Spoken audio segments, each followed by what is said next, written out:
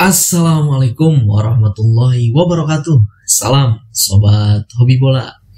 Piala Asia U23 telah resmi berakhir, di mana di pertandingan terakhir yaitu pertandingan final Jepang melawan Uzbekistan dan Jepang keluar sebagai juaranya dengan berhasil mengalahkan Uzbekistan dengan skor tipis 1-0. Ya itulah pertandingan ya. Banyak sekali yang menjagokan Uzbekistan sebenarnya untuk menjadi juara, tetapi Jepang berhasil keluar menjadi juaranya. Lalu penghargaan diberikan kepada beberapa pemain. Yang pertama yaitu pemain terbaik jatuh kepada pemain Jepang ya, yaitu kapten timnya Jepang yang bernama Joel Chima Fujita ya. Lalu top skor diberikan kepada Ali Jasim dengan torehan 4 gol sepanjang turnamen. Lalu kiper terbaik jatuh kepada Nematov, kiper asal Uzbekistan, dan tim fair play jatuh kepada Uzbekistan. Jadi Jepang sebagai juara, Uzbekistan sebagai runner up, lalu Irak sebagai juara ketiga atau peringkat ketiga, dan timnas Indonesia sebagai peringkat keempat. Tentu ini prestasi ya timnas Indonesia U23 di ajang Piala Asia U23 ini, di mana kita timnas Indonesia U23 sebagai tim debutan dan langsung berhasil finish di peringkat keempat. Itu sebuah pencapaian yang luar biasa ya, karena memang sebelumnya kita target federasi hanya sampai lolos dari grup atau babak 8 besar, tetapi kita bisa mencapai babak semifinal dan finish di peringkat keempat. Itu sangat-sangat luar biasa. Kita apresiasi kepada seluruh pemain, kepada seluruh jajaran pelatih dan pelatih Sintayong. Semoga kedepannya timnas Indonesia bisa lebih kuat lagi, lebih solid lagi, dan lebih berprestasi lagi. Dan kita mohon ya, kami mohon ya, tentunya saya pribadi memohon kepada netizen, jangan mengkambing hitamkan para pemain gitu. Hanya menilai pemain dari satu pertandingan saja. Karena pasca pertandingan perebutan juara ketiga melawan Irak kemarin, saya melihat di akun sosial medianya beberapa pemain di kolom komentarnya, dan itu banyak sekali hujatan-hujatan yang berisi bahasa-bahasa yang tidak pantas gitu. Bahasa-bahasa kotor dan hewan-hewan. Dan juga ada bahasa anatomi tubuh itu komentar-komentar dari netizen banyak sekali. Itu sangat-sangat tidak pantas ya. Karena kenapa ya, kalau misalkan dibilang ada beberapa pemain yang bermain dengan tidak seperti biasanya atau bahkan di bawah ekspektasi kita, ya itu setuju. Tetapi kita sebagai penggemar atau sebagai supporter tidak sepatutnya juga untuk menghujat. Kritik boleh, saya setuju untuk mengkritik itu boleh, agar pemain lebih bisa evaluasi lagi, lebih bisa mempelajari lagi ke depannya. Tetapi untuk menghujat atau membuli itu tidak dibenarkan ya. Kenapa? Karena ketika kita hanya menilai pemain dari satu pertandingan, itu sangat-sangat tidak fair ya. Contoh saja kita sebut Marcelino Ferdinand. Memang terlihat di pertandingan melawan Irak kemarin, Marcelino Ferdinand terlihat sangat individual ya. Tetapi kita juga tidak tahu bahwa itu instruksi dari Sintayong ataupun bukan gitu. Kita kan nggak tahu apakah memang itu sebuah instruksi dari pelatih Sintayong. Mungkin saja, karena ketika kita melihat bahwa para pemain depan kita tidak bisa menembus lini pertahanan Irak yang cukup solid, cukup rapat, cukup sulit ditembus, maka ya mungkin Sintayong juga menginstruksikan kepada Marcelino Ferdinand untuk selalu mencoba shooting dari luar kotak penalti ya, tendangan jarak jauh gitu. Karena kita melihat dari situasi di lapangan juga. Jadi kepada para netizen, tolong jangan sampai kita hanya menilai satu pemain dari satu pertandingan. Jangan mengkambing hitamkan para pemain ini yang sudah berjuang membawa timnas U23 Indonesia finish di peringkat keempat. Itu udah luar biasa. Kritik saya setuju, tapi kritik pun kritik yang benar-benar dengan bahasa yang baik, dengan bahasa yang sopan, dan kritik yang membangun gitu. Jangan sampai ujaran kebencian, banyak bahasa-bahasa kotor dilontarkan di kolom komentar salah satu akun sosial media pemain dengan dalih itu kritik. Ya, tidak dibenarkan hal-hal seperti itu ya. Karena ketika kita flashback lagi ke belakang, ketika federasi menargetkan tim ini lolos dari babak grup atau lolos ke babak 8 besar, tidak ada yang menyangka kan, kita sebagai supporter mungkin juga banyak orang yang bilang bahwa mungkin tim ini hanya sebatas pelengkap saja di Piala Asia U23, atau bahkan tim ini akan menjadi bulan-bulanan nih, menjadi lumbung gol dari lawan-lawannya, karena kita ketahui bahwa kita tergabung di grup yang sulit bersama tuan rumah Qatar, tim kuat Australia, dan tim kuat dari Timur Tengah Yordania. Banyak yang menganggap bahwa tim ini tidak akan melangkah jauh. Finish di peringkat ketiga grup aja itu udah bagus. Banyak yang bilang seperti itu.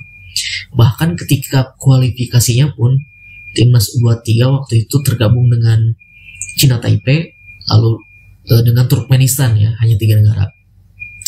Ketika kita berhasil mengalahkan Cina Taipei dengan skor besar 9-0, banyak yang bilang bahwa itu hanya melawan kumpulan anak mahasiswa, anak kuliahan gitu. Karena Cina Taipei waktu itu menurunkan skuadnya di kualifikasi Piala Asia U23 melawan Indonesia dengan menurunkan pemain-pemain dari kampus atau universitas ya. Jadi dibilangnya itu menang besar hanya melawan anak-anak kuliah. Tetapi ketika pertandingan kedua melawan Turkmenistan, kita berhasil mengalahkan mereka. Banyak juga orang yang bilang bahwa ini hanya sekedar Turkmenistan yang sepak bolanya tidak terlalu kuat. Padahal Turkmenistan ini di edisi sebelumnya itu berhasil melaju ke babak 8 besar dan berhasil menyingkirkan Iran, mengalahkan Iran di edisi sebelumnya. Akhirnya kita lolos, lalu kita berangkat ke Qatar dengan sebagai tim debutan, atau istilahnya sebagai anak bawang, sebagai underdog, dan bahkan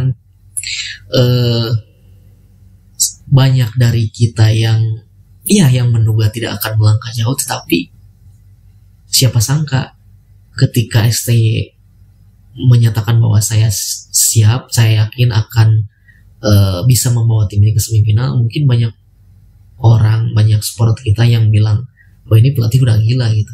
Udah jelas-jelas di Piala Asia Senior aja kita lolos ke babak 16 besar. Ada yang bilang ya, timnas senior lolos ke 16 besar saja itu diuntungkan oleh negara lain, itu dibantu oleh negara lain, dibantu oleh Kyrgyzstan waktu itu. Tetapi kan ya pada faktanya kita juga berhasil lolos di Piala Asia Senior dan berhasil mencapai target. Begitupun juga di Piala Asia U23 ini. Siapa sangka akhirnya ketika kita di pertandingan pertama kalah melawan Qatar, ya sudah, mungkin banyak orang yang sudah pesimis. Tetapi di pertandingan kedua melawan Australia kita bisa menang. Di pertandingan terakhir melawan Yordania kita bisa membantai. Dan di babak 8 besar kita bisa mengalahkan Korea yang notabene mereka selalu tampil di babak semifinal, bahkan selalu tampil di Olimpiade, dan untuk pertama kalinya tahun ini kita putus rekor Korea Selatan itu. Nah, setelah masuk semifinal, netizen kita berubah. Jadi tuntutan netizen ini berubah ya, euforia di Indonesia, di tanah air ini benar-benar berubah gitu. Mereka menganggap bahwa kayaknya Indonesia ini bisa masuk ke final dan bahkan mungkin bisa juara. Padahal target kita atau level kita itu hanya sebatas semifinalis ya, sebatas 4 besar ya. Buktinya kita melawan Uzbekistan, terbukti kualitas kita memang masih jauh di bawah Uzbekistan. Ketika perebutan juara ketiga atau peringkat ketiga kita kalah dengan Irak, walaupun sebetulnya kita bisa sebetulnya memenangkan pertandingan ini, tetapi banyak faktor juga yang membuat kita menjadi kalah. Tetapi ya balik lagi, jangan hanya menilai para pemain ini dari satu pertandingan. Salah satunya contoh Marcelino.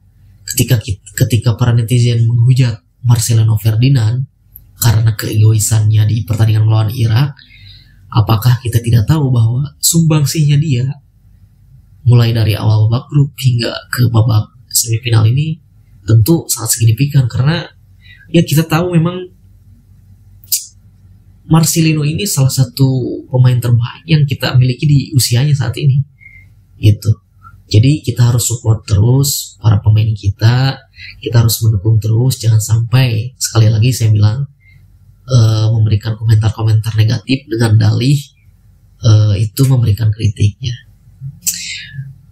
Menurut kabar bahwa Timnas Indonesia U23 berangkat dari Qatar menuju ke Prancis, ke Clairefontaine, yang akan melanjutkan pertandingan di babak playoff melawan Guinea. Kalau tidak salah hari ini berangkat tanggal 4 Mei hari Sabtu menuju ke Prancis, karena di tanggal 9 nanti kita akan menjalani laga playoff melawan Guinea untuk memperebutkan 1 tiket terakhir menuju Olimpiade Paris nantinya ya. Nah, tentu ini banyak pertanyaan yang muncul, apakah para pemain abroad kita atau para pemain naturalisasi kita bisa bermain atau tidak. Nah, saya baca-baca berita bahwa ada pemain yang tidak bisa tampil, yaitu Justin Hubner. Selain akumulasi kartu, dia juga harus kembali ke klubnya, Cerezo Osaka. Karena memang izinnya Justin Hubner dari Cerezo Osaka ini hanya sampai dengan Piala Asia U23 ini selesai. Lalu ada Rizky Ridho yang masih menjalani hukuman kartu merah pada saat melawan Uzbekistan. Dua pemain ini sudah dipastikan tidak akan bermain ketika melawan Guinea nanti di playoff. Lalu timbul pertanyaan, apakah ada regulasi untuk bisa menambah pemain? Kalau yang saya baca-baca dan ketika Sinteyong diwawancara oleh beberapa wartawan, Sinteyong mengatakan bisa, karena ketika melihat berita tentu Alvendra Dewanga ini sedang mengurus visa untuk berangkat ke Prancis, dan juga ada kabar juga bahwa PSSI sedang mengirimkan surat kepada klubnya Elkan Bagot ke Ipswich Town untuk bisa memanggil Elkan Bagot untuk membantu timnas Indonesia pada saat melawan Guinea nanti. Ya, ini mungkin ada sedikit tambahan tenaga untuk kita timnas Indonesia U23 jelang menghadapi Guinea pada babak playoff nanti.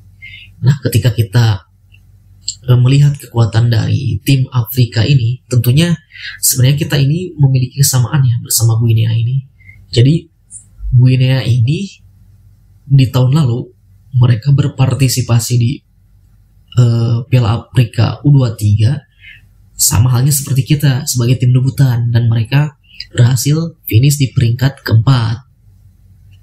Tentu ini sama halnya seperti timnas Indonesia, tim debutan di Piala Asia U23 dan finish di peringkat keempat Piala Asia U23. Nah, melihat kekuatan dari Guinea, tentu tim-tim dari Afrika ini selalu mengenakan fisik ya. Fisik mereka lebih kuat, stamina mereka lebih oke, lebih bagus gitu. Tentu mereka akan mengandalkan fisik dan stamina dan power ketika saat bertanding nanti. Dan pertandingan ini akan digelar di Prancis ya. Nah, keunggulan mereka yaitu mereka mayoritas ini bermain di klub Eropa, rata-rata bermain di Liga Prancis, dan tentu untuk adaptasi cuaca pun mereka sudah terbiasa karena beberapa pemain mereka bermain di Liga Prancis, sedangkan kita memang harus adaptasi cuaca lagi gitu. Yang sebelumnya kita dari Qatar mungkin suhunya lebih panas, lalu berpindah ke Paris yang suhunya lebih dingin. Nah, itu mungkin menjadi salah satu yang perlu diperhatikan juga oleh tim pelatih gitu. Lebih ke menjaga kebugaran para pemain setelah gelaran Piala Asia ini, lebih ke memulihkan mental para pemain. Mungkin dari Sinteyong tidak akan terlalu menjelaskan mengenai taktik ataupun game plan. Mungkin Sinteyong hanya akan memberikan lebih ke kebugaran pemain dan memulihkan mental para pemainnya. Nah, tentu saja kita berharap timnas U23 kita Indonesia bisa memenangkan pertandingan ini, karena ini adalah satu tiket terakhir untuk menjadi peserta di Olimpiade Paris nanti. Dan ini kalau kita lolos nantinya, ini akan menjadi yang pertama kita lolos ke Olimpiade melalui jalur kualifikasi, karena kalau tidak salah pada tahun 56 itu ya, memang kita berpartisipasi di Olimpiade, tetapi itu hanya sebagai invitation ya, atau sebagai undangan gitu. Kalau misalkan ini lolos, tentu ini lebih bangga lagi gitu, karena memang perjalanan kita mulai dari kualifikasi Piala Asia U23, gelaran Piala Asia U23 hingga ke babak playoff terakhir untuk memperebutkan satu tiket. Jika ini berhasil dimenangkan oleh kita, maka ini tentu akan menjadi sebuah kebanggaan bagi kita masyarakat Indonesia ya. Ya, kita doakan saja mudah-mudahan ketika menghadapi Guinea di playoff tanggal 9 nanti, para pemain bermain seperti biasanya, lepas tanpa beban, dan untuk netizen jangan memberikan tuntutan atau target terlalu tinggi kepada para pemain. Tentu ini akan membuat para pemain menjadi beban ya, karena ya kita tahu bahwa level kita di Asia sekarang untuk level U23 itu ya hanya sebagai 4 besar. Itu juga udah luar biasa. Yang 4 besar di Asia tuh benar-benar luar biasa. Kapan lagi kita bisa bersaing dengan tim-tim seperti Uzbekistan, Irak, Jepang? Biasanya kita hanya bisa bersaing di regional Asia Tenggara.